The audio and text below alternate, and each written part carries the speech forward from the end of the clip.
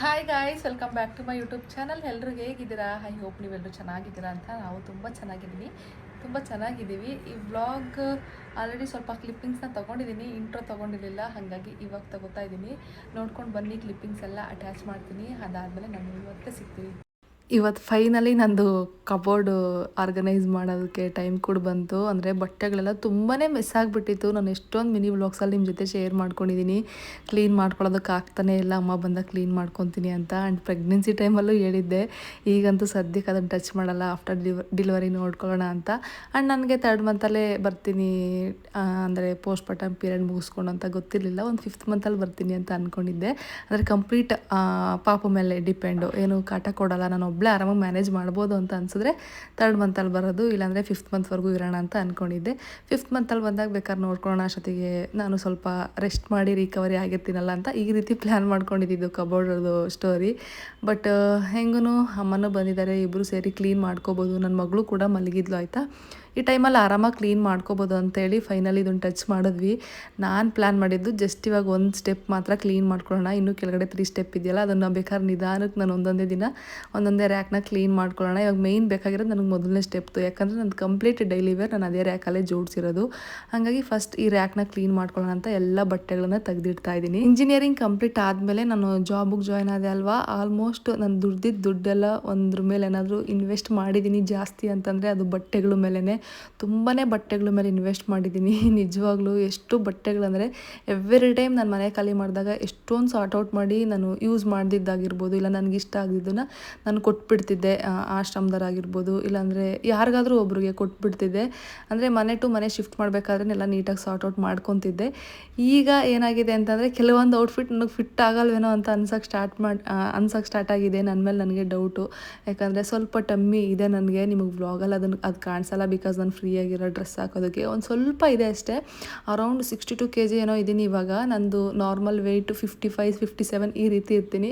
Almost ಒಂದು 5 kg ಆದರೂ ನಾನು ಇವಾಗ ವೆಯ್ಟ್ ಲಾಸ್ ಮಾಡಲೇಬೇಕು. ನಾನು ಕಾಯ್ತಾ ಇದ್ದೀನಿ ಯಾವಾಗ 6 ಮಂತ್ ಕಂಪ್ಲೀಟ್ ಆಗುತ್ತೆ, ಅಂದರೆ ಡೆಲಿವರಿ ಆಗಿ 6 ಮಂತ್ ಕಂಪ್ಲೀಟ್ ಆಗುತ್ತೆ, ನಾನು ಯಾವಾಗ ಎಕ್ಸಸೈಸ್ ಎಲ್ಲ ಸ್ಟಾರ್ಟ್ ಮಾಡ್ತೀನಿ, ಯಾವಾಗ ವೆಯ್ಟ್ ಲಾಸ್ ಮಾಡೋದು, ಈ ಬಟ್ಟೆಗಳೆಲ್ಲ ನಾನು ಯಾವಾಗ ಮತ್ತೆ ಹಾಕ್ಕೊಳ್ಳೋದು ಅಂತ. ಈಗ ಫಿಟ್ ಆಗಲ್ಲ ಅಂತೇಳಿ ನನಗೆ ನಿಜವಾಗ್ಲೂ ಕೊಡೋದಕ್ಕೆ ಇಷ್ಟ ಇಲ್ಲ, ಬಿಕಾಸ್ ಎಲ್ಲನೂ ಹೊಸದೇ ಆಯಿತಾ. ನಾನು ತುಂಬ ಇಷ್ಟಪಟ್ಟು ತೊಗೊಂಡಿದ್ದೀನಿ. ಇದರಲ್ಲಿ ಕೆಲವೊಂದಷ್ಟು ಔಟ್ಫಿಟ್ನ ನಾನು ಕೊಡೋಣ ಆಶ್ರಮದವ್ರಿಗೆ ಅಂತ ಸಾರ್ಟ್ ಔಟ್ ಮಾಡಿ ಸೈಡ್ಗೆ ತೆಗ್ದಿಟ್ಟಿದ್ದೀನಿ. ಸುಮಾರಷ್ಟು ಜೀನ್ಸ್ ತುಂಬಾ ಹೊಸದು, ನಾನೆಲ್ಲ 1 ಟೈಮ್ 2 ಟೈಮ್ ಅಷ್ಟೇ ಹಾಕಿರೋದು, ತುಂಬ ದುಡ್ಡು ಕೊಟ್ಟು ತೊಗೊಂಡಿರ್ತೀನಲ್ವ. ಹಾಗಾಗಿ ಇದೊಂದು ನನಗೆ ಮೋಟಿವೇಶನು. ಈ ಬಟ್ಟೆ ನಾನು ಮತ್ತೆ ವೇರ್ ಮಾಡೋದಕ್ಕಾದ್ರೂ ನಾನು ಸಣ್ಣ ಆಗಲೇಬೇಕು. ಜಾಸ್ತಿ ಏನು ವೆಯ್ಟ್ ಗೇನ್ ಆಗಿಲ್ಲ, ಜಸ್ಟ್ ಟಮ್ಮಿ ಹತ್ರ ಅಷ್ಟೇ. ಇವಾಗ ಜೀನ್ಸ್ ಪ್ಯಾಂಟೆಲ್ಲ ಟಮ್ಮಿ ಹತ್ರನೇ ಫಿಟ್ ಆಗಲಿಲ್ಲ ಅಂದರೆ ತುಂಬ ಕಷ್ಟ ಆಗುತ್ತೆ, ಅಂದರೆ ಅದನ್ನ ವೇರ್ ಮಾಡೋಕ್ಕೆ ಆಗಲ್ಲ, ಯೂಸ್ ಆಗಲ್ಲ. ಹಾಗಾಗಿ ಟಮ್ಮಿ ಸ್ವಲ್ಪ ಕರಗಿಸ್ಬಿಟ್ಟು ಎಲ್ಲ ಔಟ್ಫಿಟ್ನು ನಾನು ಫಿಟ್ ಆಗೋ ಥರ ಮಾಡ್ಕೋಬೇಕು ಅಂತೇಳಿ ಇದೊಂದು ಮೋಟಿವೇಶನ್. ಬಿಕಾಸ್ ಅಷ್ಟು ಬಟ್ಟೆಗಳಿದ್ದಾವೆ, ಇನ್ನೇನು ನಾನು ಶಾಪಿಂಗೇ ಮಾಡೋದು ಬೇಡ, ಸ್ವಲ್ಪ ವರ್ಷಗಳು ಅಷ್ಟೊಂದಿದ್ದಾವೆ. ಅವನ್ನೆಲ್ಲ ಯೂಸ್ ಮಾಡಿ ಅದಾದಮೇಲೆ ನಾನು ನೆಕ್ಸ್ಟ್ ಶಾಪಿಂಗ್ ಮಾಡ್ಕೋಬೇಕು ಅಂತ ಅಂದ್ಕೊಂಡ್ಬಿಟ್ಟಿದ್ದೀನಿ. ಕರೆಂಟ್ಲಿ ಇವಾಗ ನಾನೇನು ಶಾಪಿಂಗ್ ಮಾಡ್ತಿಲ್ಲ, ನಿಮಗೆ ಗೊತ್ತಿದೆ. ಎಲ್ಲೋ ರೀಸೆಂಟಾಗಿ ಒಂದೆರಡು ಟೀ ಶರ್ಟ್ ತೊಗೊಂಡಿದ್ದು ಅಷ್ಟೇ. ಅವಾಗ ತೊಗೊಂಡ್ರೆ ಸೀರೆ ಅಂತೂ ಮದುವೆ ಆದಾಗಿಂದ ತೊಗೊಂಡೇ ಇಲ್ಲ ಬಿಡಿ. ಸೀಮಂತಕ್ಕೆ ತೊಗೊಂಡಿದ್ದು ನಾನು ಮದುವೆ ಆದಮೇಲೆ ಫಸ್ಟ್ ಸೀರೆನ. ಅದಾದಮೇಲೆ ಅಮ್ಮ ಒಂದು ಕೊಡಿಸಿದ್ದು ಬಿಟ್ಟರೆ ನಾನು ಸೀರೆಗಳು ಕೂಡ ತೊಗೊಂಡಿಲ್ಲ. ಆಫ್ಟರ್ ಮ್ಯಾರೇಜ್ ಕಂಪ್ಲೀಟ್ಲಿ ಶಾಪಿಂಗ್ ಮೇಲೆ ಇನ್ವೆಸ್ಟ್ ಮಾಡೋದನ್ನು ಸ್ಟಾಪ್ ಮಾಡಿದ್ದೀನಿ. ಬಿಕಾಸ್ ನನಗೆ ರೆಸಲ್ಯೂಷನ್ನೇ ಅದಿತ್ತು, ಶಾಪಿಂಗ್ ನಾನು ಕಡಿಮೆ ಮಾಡಲೇಬೇಕು ಅಂತ. ಆ್ಯಂಡ್ ಮನೇಲಿ ಕೂಡ ನನಗೆ ಯಾವಾಗಲೂ ಹೇಳ್ತಾನೆ ಇರ್ತಾರೆ, ನಮ್ಮ ಅಮ್ಮ ಆಗಲಿ ನಮ್ಮ ಅಪ್ಪ ಆಗಲಿ, ಏನಕ್ಕೆ ಇಷ್ಟೊಂದು ಬಟ್ಟೆಗಳಿಗೆ ಸುರಿದಿದೆಯೋ, 1 ಟೈಮ್ ಇಟ್ಕೊಂಡಿರೋ ಬಟ್ಟೆ ಇನ್ನೊಂದ್ಸತಿ ಇಟ್ಕೊಂಡಿರೋದು ನಾವು ನೋಡಿಲ್ಲ. ಈ ಬಟ್ಟೆಗಳು ಇಡೋದಕ್ಕೆ ಬದಲು ಏನಾದರೂ ಗೋಲ್ಡ್ ಮೇಲಾದರೂ ಇನ್ವೆಸ್ಟ್ ಮಾಡು ಅಂತ ನನ್ನ ಫ್ರೆಂಡ್ಸ್ ಆಗಿರ್ಬೋದು, ನಮ್ಮ ಮನೇಲಿ ಎಲ್ಲರೂ ಕೂಡ ಹೇಳ್ತಿರ್ತಾರೆ. ಈಗ ನನಗೆ ಏನು ಬೇಕಾಗಿಲ್ಲ ಬಟ್ಟೆಗಳು, ಅದಕ್ಕೆ ನಾನು ಕಂಪ್ಲೀಟ್ಲಿ ಸ್ಟಾಪ್ ಮಾಡಿಬಿಟ್ಟಿದ್ದೀನಿ. ಈಗ ಸ್ವಲ್ಪ ನನ್ನ ಮಗಳ ಮೇಲೆ ಕಾನ್ಸಂಟ್ರೇಟ್ ಮಾಡ್ತಿರೋದು. ಅವಳಿಗೂ ಕೂಡ ಅಷ್ಟೇ, ತುಂಬ ಓವರ್ ಶಾಪಿಂಗ್ ಎಲ್ಲ ಮಾಡಬಾರ್ದು, ಆದಷ್ಟು ಕಡಿಮೆನೇ ಮಾಡಬೇಕು ಅಂತ ಲಿಮಿಟೆಡಾಗಿ ಅವಳಿಗೂ ಕೂಡ ಪರ್ಚೇಸ್ ಮಾಡ್ತಾ ಇರೋದು. ನೀವು ಹೇಳ್ತಿರ್ತೀರ ಯಾವಾಗಲೂ ಶಾಪಿಂಗ್ ಮಾಡ್ತಿರಲ್ಲ ಅಂತ, ಆದಷ್ಟು ಅವಳಿಗೂ ಕೂಡ ನಾನು ಕಡಿಮೆನೇ ಮಾಡ್ತಿದ್ದೀನಿ. ನಾವು ಈ ಕೆಲಸ ಮಾಡಬೇಕಾದ್ರೆ ಮಿಡಿಲಲ್ಲಿ ವಿಹಾ ಕೂಡ ಎದ್ಲು. ಅಮ್ಮಗೆ ಹೇಳ್ದೆ, ನೀನು ಹೋಗಿ ನೋಡ್ಕೊಮ್ಮ, ನಾನು ಬೇಕಾದ್ರೆ ಇದೆಲ್ಲ ಅರೇಂಜ್ ಮಾಡ್ತೀನಿ ಅಂತ. ನಾನು ಏನಕ್ಕೆ ನಗ್ತಿದ್ದೀನಿ ಅಂದರೆ, ಕ್ಲಿಪ್ಪಿಂಗ್ ನೋಡ್ತಿರ್ಬೋದು, ಅಮ್ಮ ಚೆನ್ನಾಗಿ ರೆಡಿಯಾಗಿದ್ರು, ಒಂದು ಫೋಟೋ ತೆಗಿ ಅಂತೇಳಿ ಪಾಪುನ ಎತ್ಕೊಂಡಿದ್ರು. ಬಟ್ ಅವಳು ಸಪೋರ್ಟ್ ಮಾಡ್ತಾ ಇರಲಿಲ್ಲ, ಬಿಕಾಸ್ ಅವಳು ನಿದ್ದೆ ಗಂಡಲ್ಲೇ ಇದ್ಲು. ಆ್ಯಂಡ್ ನನ್ನ ಹತ್ರ ಬರಬೇಕು ಅಂತ ಅವಳು ಸ್ವಲ್ಪ ಅಳ್ತಾ ಇದ್ಲು. ಹೆಂಗೋ ಮಾಡಿ 1-2 ಫೋಟೋಸ್ ತೆಗೆದ್ವಿ. ಅಮ್ಮ ಈ ಸೀರಿಯಲ್ ತುಂಬ ಚೆನ್ನಾಗಿ ಕಾಣ್ತಿದ್ರು. ಓಕೆ ಸಿಂಗಲೇ ತೆಗಿತೀನಿ ಅಮ್ಮ ಒಂದೆರಡು ನಿಂತ್ಕೊ ನೀನೆ ಅಂತೇಳಿ ಅಮ್ಮದೊಂದು ಸಿಂಗಲ್ ಸ್ವಲ್ಪ ಫೋಟೋಸು ಆ್ಯಂಡ್ ಸ್ವಲ್ಪ ವೀಡಿಯೋಸ್ ತೊಗೊಂಡೆ ಅದನ್ನು ನಿಮ್ಮ ಜೊತೆ ಶೇರ್ ಮಾಡಿದೆ ಅಷ್ಟೇ. ಆ್ಯಂಡ್ ಸಂಜೆ ಹಂಗೆ ನಾನು ಸ್ವಲ್ಪ ಗ್ರೋಸರೀಸ್ ಆರ್ಡ್ರ್ ಮಾಡಿದೆ ಆಯಿತಾ. ಫೈನಲಿ ನಾನು ಚಪಾತಿ ಹಿಟ್ಟನ್ನ ಆರ್ಡ್ರ್ ಮಾಡಿದ್ದೀನಿ, ತಿನ್ನೋದಕ್ಕೆ ಸ್ಟಾರ್ಟ್ ಮಾಡೋಣ ಇನ್ಮೇಲಿಂದ ಅಂತ. ಚಪಾತಿ ಹಿಟ್ಟು ಜೊತೆ ಸ್ವಲ್ಪ ಪನ್ನೀರ್ ಬೇಕಿತ್ತು ಆ್ಯಂಡ್ ಪಾಲಕ್ ಸೊಪ್ಪು ಆ್ಯಂಡ್ ಕರ್ಬೇವಿನ ಸೊಪ್ಪಿಲ್ಲ, ಇಷ್ಟನ್ನ ನಾನು ಆರ್ಡ್ರ್ ಮಾಡಿದ್ದೆ. ನನ್ನ ಮಗಳು ರಾಕರಲ್ಲಿ ಅವಳ ಪಾಡಿಗಳು ಆಟ ಆಡ್ತಾಯಿದ್ಲು, ತುಂಬಾ ಎಂಜಾಯ್ ಮಾಡ್ತಾಳೆ ರಾಕರಲ್ಲಿ ಅವಳು. ಯಾವ ಮಂತ್ ಆದಮೇಲೆ ನೀವು ಸ್ಟಾರ್ಟ್ ಮಾಡಿದ್ವಿ ಇದರಲ್ಲಿ ಹಾಕೋದಕ್ಕೆ ಅಂತ ಕೇಳಿದ್ರಿ ಒಬ್ಬರು.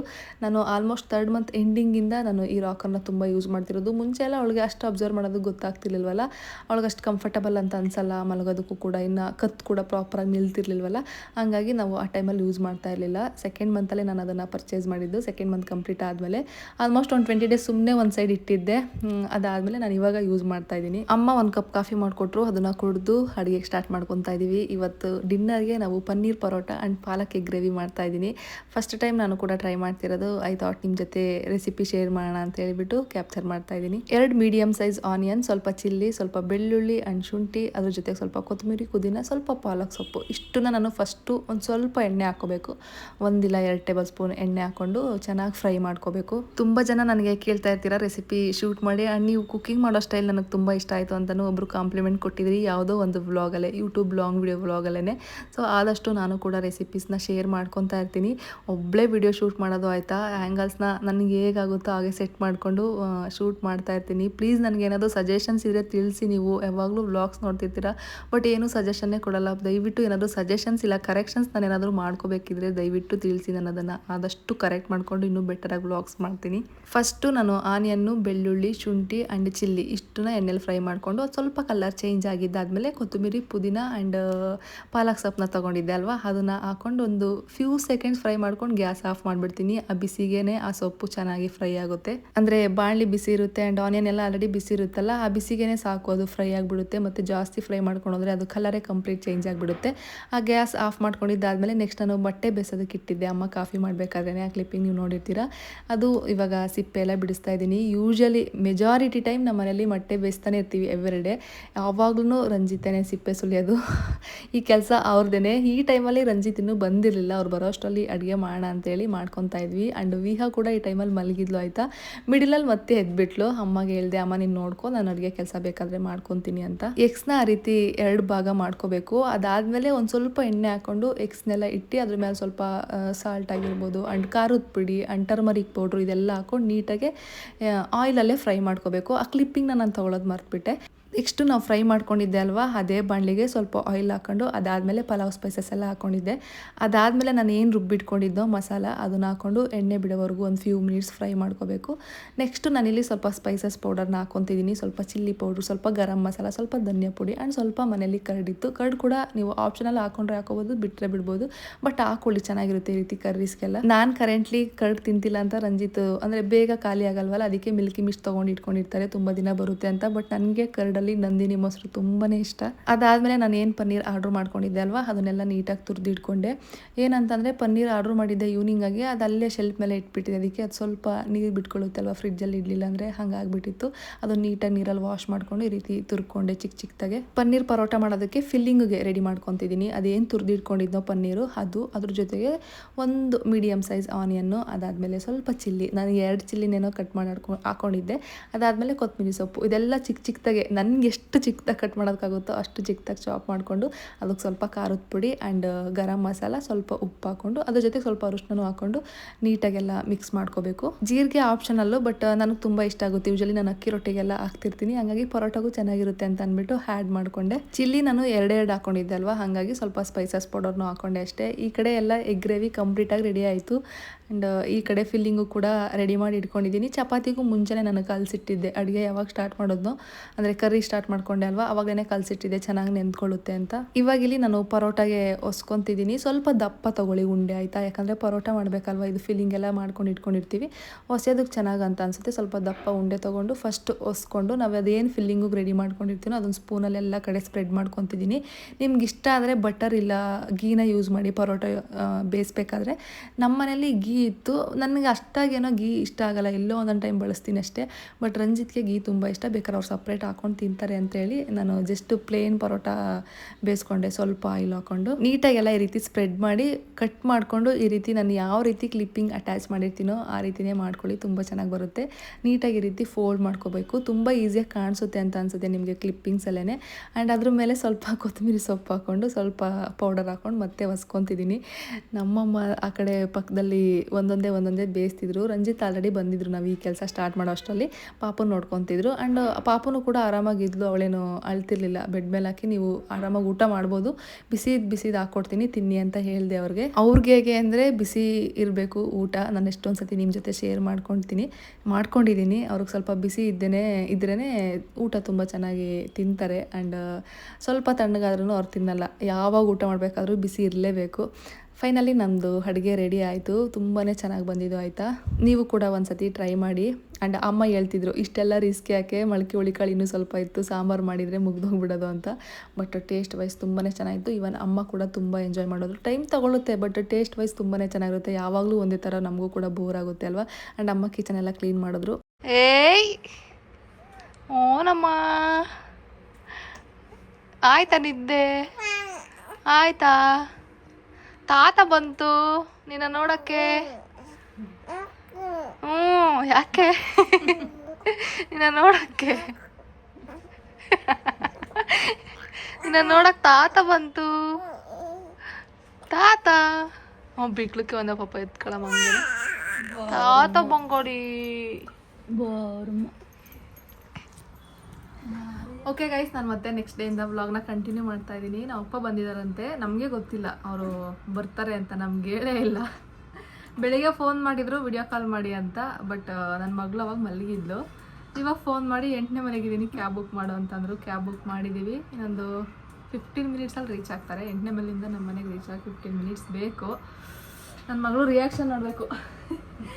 ನಮ್ಮ ಅಪ್ಪ ಬಂದಾಗ ಅವಳು ಜಾಸ್ತಿ ಕಮ್ಯುನಿಕೇಟ್. ನಮ್ಮ ಅಪ್ಪ ಏನಾದರೂ ಮಾತಾಡಿಸ್ತಾ ಇರಬೇಕಾದ್ರೆ ರಿಯಾಕ್ಷನ್ ಚೆನ್ನಾಗಿ ಕೊಡ್ತಿರ್ತಾಳೆ, ಸ್ಮೈಲ್ ಮಾಡೋದು, ಅಬ್ಸರ್ವ್ ಮಾಡೋದು ಎಲ್ಲನೂ.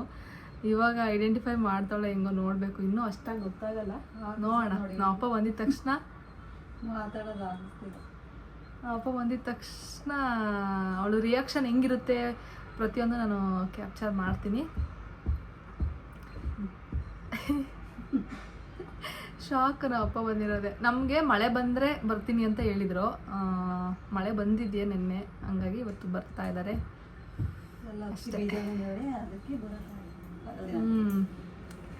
ನಾವೆಲ್ಲ ಊಟ ಮಾಡಿ ಕೂತಿದ್ವಿ. ಇವತ್ತು ಚಿಕನ್ ಸಾಂಬಾರು ಮಾಡಿದ್ವಿ ಸದ್ಯ ನಮ್ಮ ಅಪ್ಪ ಬರೋ ಟೈಮಲ್ಲೇ. ನಮ್ಮ ಅಪ್ಪ ಚಿಕನ್ ಅಷ್ಟಾಗಿ ತಿನ್ನಲ್ಲ, ಬಟ್ ಸ್ಟಿಲ್ ಏನೋ ಒಂದು ಸ್ಪೆಷಲ್ ಅಡುಗೆ ಥರ ಅದು. ನಮ್ಮ ಅಪ್ಪ ಬಂದ್ರೂ ಇರಲ್ಲ, ಓಡ್ಬಿಡ್ತಾರೆ, ಓಡ್ತೀನಿ ಅಂತ. ನೋಡೋಣ ಇವತ್ತು ಇರಿ ಅಂತ ಹೇಳ್ತೀವಿ. ಇರ್ತಾರಲ್ಲಮ್ಮ, ನೋಡೋಣ. ಇಬ್ರು ನಾಳೆ ಜೊತೆ ಹೋಗೋಣ.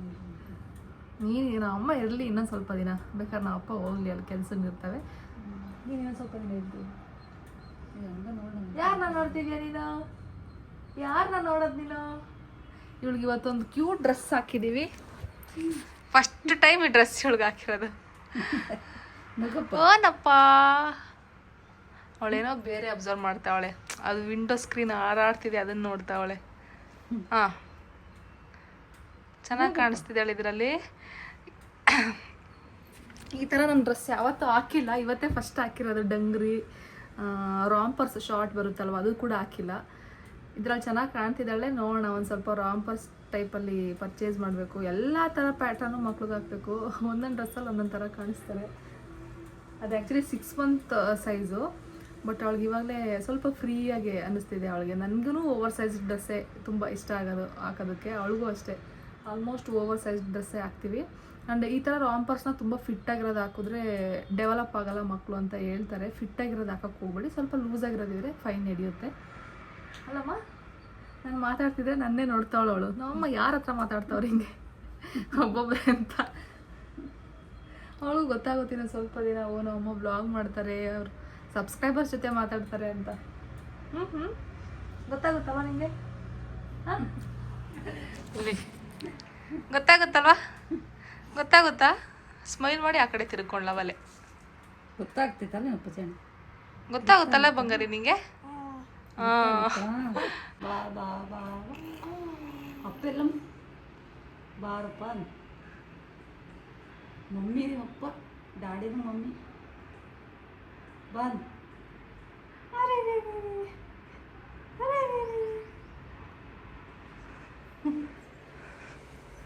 ನನ್ನ ಮಗಳು ಏನಾದರೂ ಅಳಬೇಕಾದ್ರೆ ನಮ್ಮಮ್ಮ ಯಾವಾಗಲೂ ಈ ರೀತಿ ನಮ್ಮ ಫೋಟೋ ಮುಂದೆ ಕರ್ಕೊಂಡೋಗಿ ನಿಲ್ಲಿಸ್ಕೋತಾರೆ. ಆವಾಗ ಫೋಟೋಸ್ ನೋಡಿ ಅವಳು ಸ್ಮೈಲ್ ಮಾಡ್ತಿರ್ತಾಳಂತೆ. ತುಂಬ ಸರಿ ಅದನ್ನು ಮಾಡಿದ್ದಾರೆ. ನನ್ನ ಹತ್ರನೂ ಕೂಡ ಕರೆದು ತೋರಿಸಿದ್ದಾರೆ, ನಾನು ನೋಡಿದ್ದೀನಿ. ಅವಳು ನಮ್ಮ ಫೋಟೋಸ್ ಎಲ್ಲ ನೋಡಿ ಸ್ಮೈಲ್ ಮಾಡ್ತಿರ್ತಾಳೆ. ಈವನ್ ವಾಲ್ ಕ್ಲಾಕಲ್ಲೂ ಅಷ್ಟೇ. ಅದು ನಾವು ಕಸ್ಟಮೈಸ್ ಮಾಡಿಸಿರೋದಲ್ಲ ವಾಲ್ ಕ್ಲಾಕು, ಅದನ್ನು ಕೂಡ ಒಬ್ಬರು ಕೇಳಿದ್ರಿ.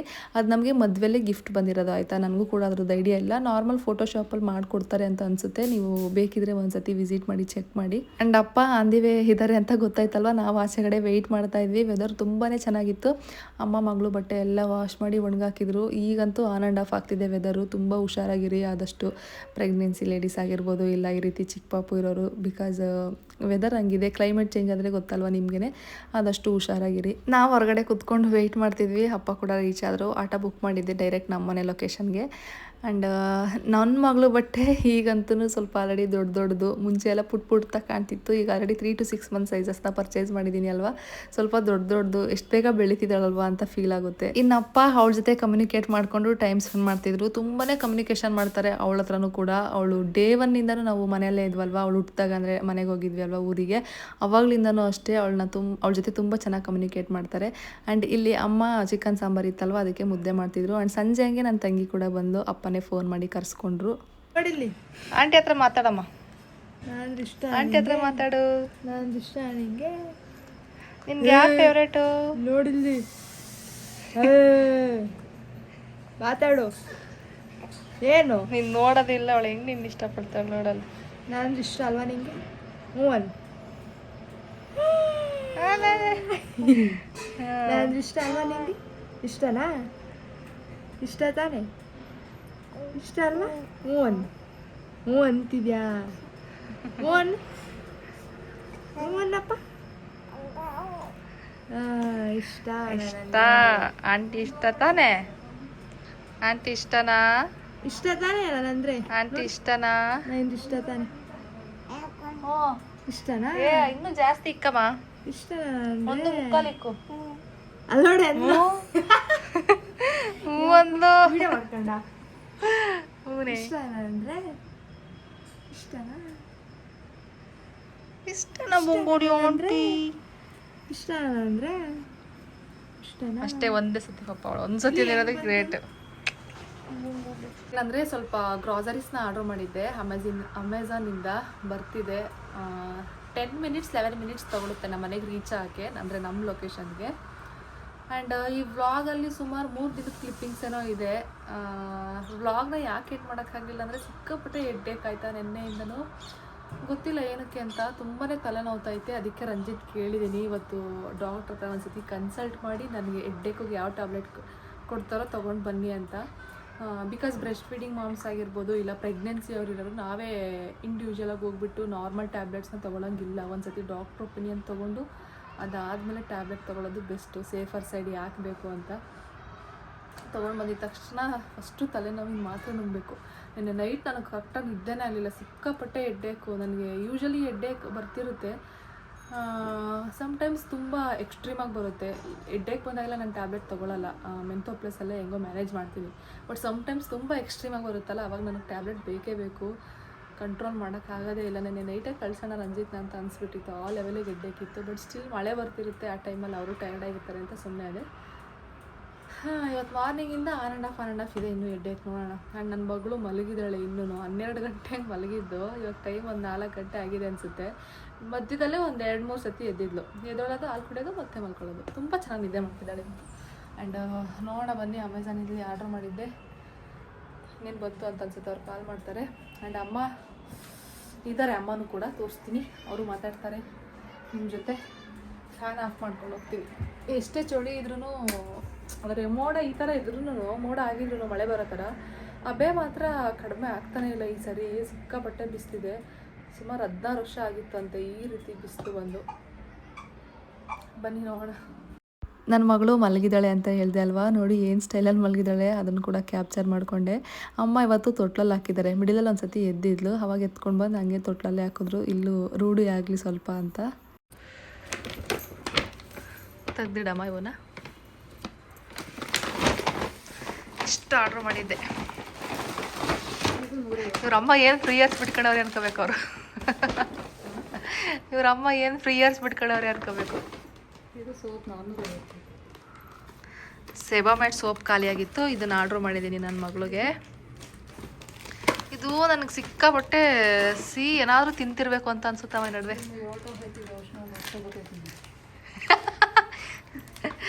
ಇದು ಬಿಸ್ಕೆಟ್ ಬೇಕು ಅಂತ ಆರ್ಡ್ರ್ ಮಾಡ್ಕೊಂಡಿದ್ದು. ಇದು ಟರ್ಮರಿಕ್ ಪೌಡ್ರು, ಇದು ಬಿಸ್ಕೆಟ್ ಖಾಲಿ ಆಗಿತ್ತು ಅಂತ ಆರ್ಡ್ರ್ ಮಾಡ್ಕೊಂಡೆ. ಅದಾದಮೇಲೆ ಇದೆಷ್ಟೋ ಆಫರ್ ಹೋಗ್ತಾ ಸಿಕ್ಕಿತ್ತು. ಎಷ್ಟೋ ಇತ್ತಮ್ಮ, ನಾನು ಒಂದೊಂದೇ ನೋಡಲಿಲ್ಲ. ಇನ್ನೇನೇನಿದೆ? 15 ರೂಪಾಯಿ ಕೊಡ್ತಾರೆ. ನೀವು ಉಪ್ಪು ಕುಡಿಲಿ, ಜಾಸ್ತಿ ಉಪ್ಪು ಖಾಲಿ ಆಗಿತ್ತು. ಏನೇನು ಖಾಲಿ ಆಗುತ್ತೋ ಆವಾಗಲೇ ಆರ್ಡ್ರ್ ಮಾಡ್ಕೊಳೋದು ನಾನು. ತಿಂಗ್ಳಿಗಾಗಷ್ಟು ರೇಷನ್ನೇ ತರಲ್ಲ. ಬೇಗ ಮುಗಿಯಲ್ಲ ಅಂತ ಅಲ್ಲ, ಅಲ್ಲಿ ಟೈಮೇ ಇರಲ್ಲ. ನಾವು ಎಲ್ಲಿಗೆ ಹೋಗೋಣ ರೇಷನ್ ತರಕ್ಕೆ? ಇವಾಗ ಖಾಲಿ ಆದಾಗ ಆರ್ಡ್ರ್ ಮಾಡ್ಕೊಳ್ಳೋದಷ್ಟೇ. ಇದೆಷ್ಟು MRP? ಎಣ್ಣೆ ಬಳಿತಿರಲ್ಲ ಅದಕ್ಕೆ ತಡೆಯಲ್ಲ ಸೋಪ್. ಮಸಾಜ್ ಆಯಿಲ್ ಇರು. ನಾವು ಅಮ್ಮಗೆ ನಾಚಿಕೆ ಅಂತ ವಿಡಿಯೋದಲ್ಲಿ ಮಾತಾಡೋಕ್ಕೆ. ಜನ ನೋಡಿದ್ರೆ ಏನು ನೀನೇನು ಅದರಲ್ಲಿ ಏನೈತೆ? ನೀನು ನಾರ್ಮಲಾಗಿ ನಮ್ಮಂಗೆ ಮಾತಾಡ್ತೀಯ.